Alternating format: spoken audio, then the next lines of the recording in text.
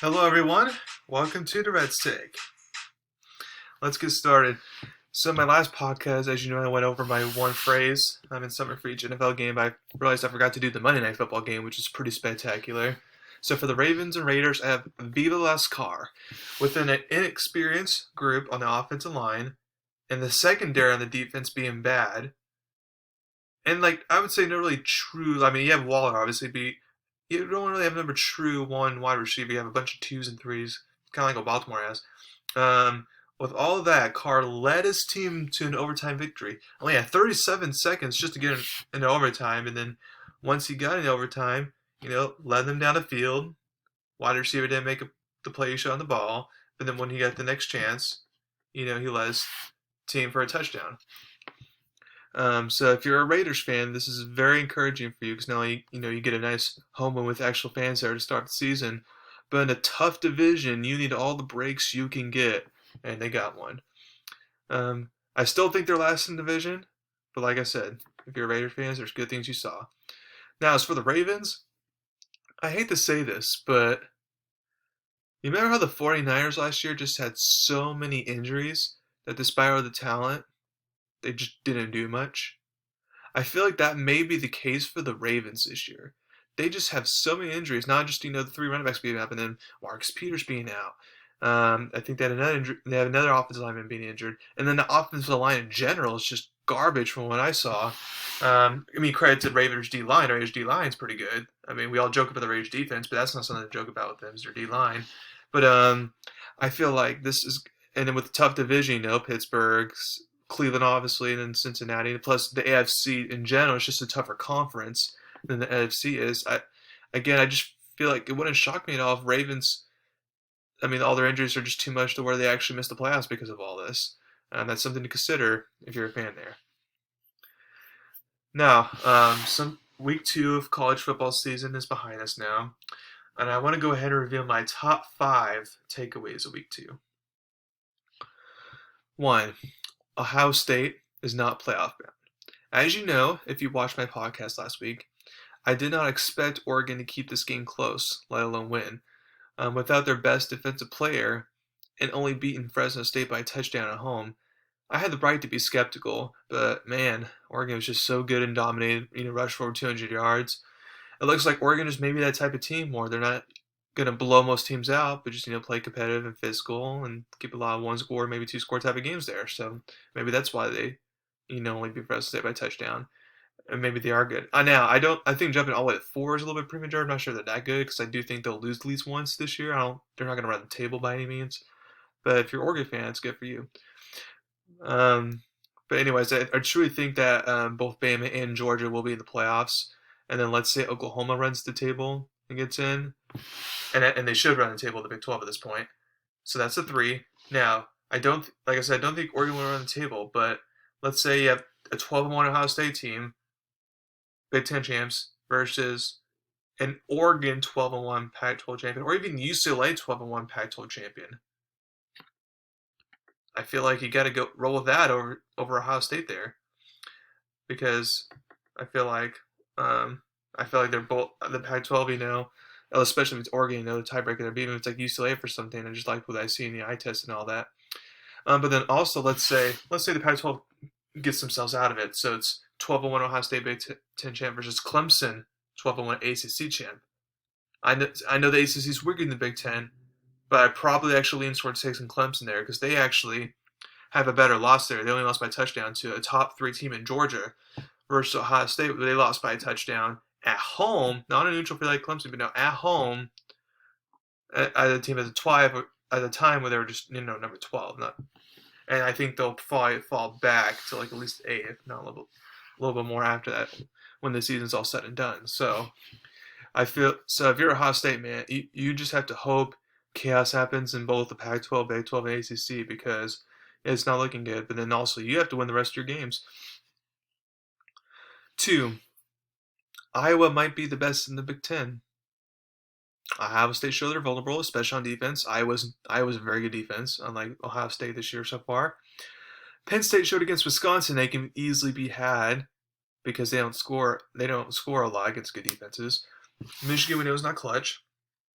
And I think they can beat Wisconsin since Wisconsin, again, doesn't have that good of an offense. So Iowa can shut them down. So then, you know, if they can do that, then they should, even if they have one loss and they're the Big Ten champs, I mean, I feel like they should be in. I feel like I mean, what they've done against Indiana and Iowa State, destroying both of those teams that were top 10 material last year, I mean, that's pretty impressive. 3, the Pac-12's playoff hopes rely on Oregon and UCLA. With teams like Arizona State undefeated, who should still be good, and then Utah, if they can run the table, they can make a case still technically. But yeah, Washington and US out, and then USC getting transferred to Stanford took them out of the running. So good luck to the Dunks and Bruins because now the conference is in your hands for the playoff spot. 4, Texas is not back. Arkansas helped make that clear by week 2 that Texas is not back. They can still get, maybe third in the Big 12 because conference football wise is a little down this year, but they have long ways to go before even being the bowl eligible team in an SEC type of schedule. Arkansas, while they've shown improvement under their new head coach, and not what they once were just a few years ago, they're still a bottom 5 SEC team right now, and you got blown out by them. So good luck. Good luck to Texas when they get to the SEC. Hopefully, they get more SEC recruits by then. You still have about 4 years to do so, but good luck with that. 5, USC made the right decision. After the blowout loss to Stanford, even though it's only week 2, and I usually don't like to fire coaches that early, I don't mind the decision to fire Helton overall. USC, for the brand it is, they're a top 10, 15 type of program. As far as who replaces him, it's a very tough question because there's some schools when there's like a fireman, you're like, okay, I know exactly who to go get. But with USC, it's actually pretty tough because they haven't gotten the right coach since Pete Carroll. I know Sarkisian and Orgeron Lincoln had their moments there, but Pete Carroll's really the last successful coach there. So I'm not sure exactly what USC should do there. A couple names that come to my mind. 1, Bill O'Brien. This is his first year as the offensive coordinator for Bama. And as Nick Saban knows and is used to, his coordinators come and go very quickly, which means it'll be pretty easy to not only get Bill O'Brien to USC, learn him to USC, but then also with his both college experience at Penn State and then obviously his NFL experience.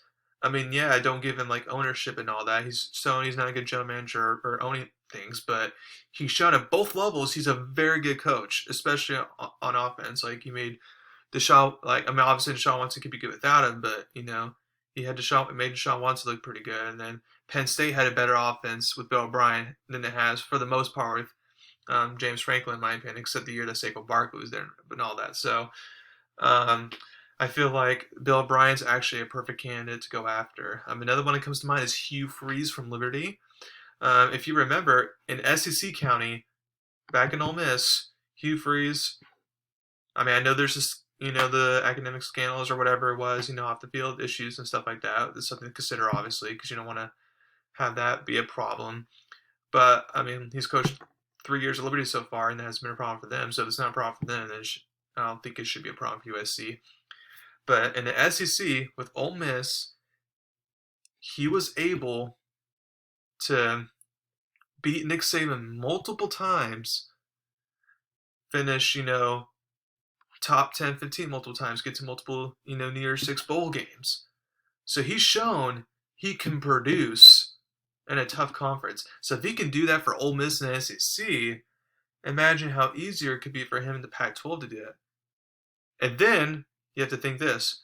In his 3 years of Liberty, his first year, was rebuilding year. And I actually think they went 7-6, whatever. I don't know, something like that, or which is pretty good. And then last year they went, I think it was last year they went 10-1, upsetting 12th ranked Coastal Carolina in the bowl game, and then beating 2 other Power 5 teams in the process. And then this year so far they're undefeated.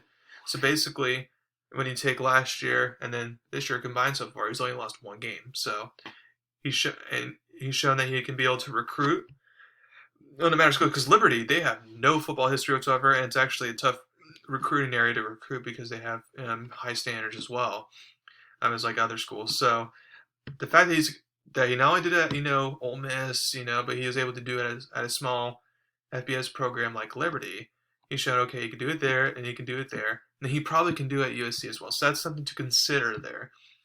And then the third option, and this one's kind of a risky one, just because he's a more young coach on the rise with not as much as proven experience, so that's kind of risky. But I would look at Jamie Chadwell from Coastal Carolina. I know I signed an extension on that, but you can lure him away potentially.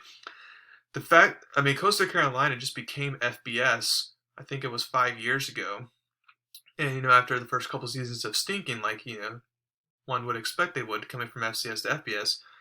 Last year they had that magical season, 12-1, top 15 type of team, and then this year they're taking care of business so far. It looks like if they go undefeated this year, because I feel like Cincinnati goes undefeated and Coastal Carolina goes undefeated, and obviously Cincinnati will get the New Year's Six bowl spot. But if Cincinnati slips up once and Coastal Carolina goes undefeated, sorry,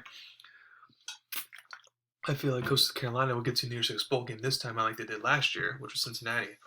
So therefore, it shows that he can build a program, and then he can be able to attract good enough recruits to come, to a small place like Coastal Carolina. I know you have Myrtle Beach there and all that, so there's definitely some attraction there.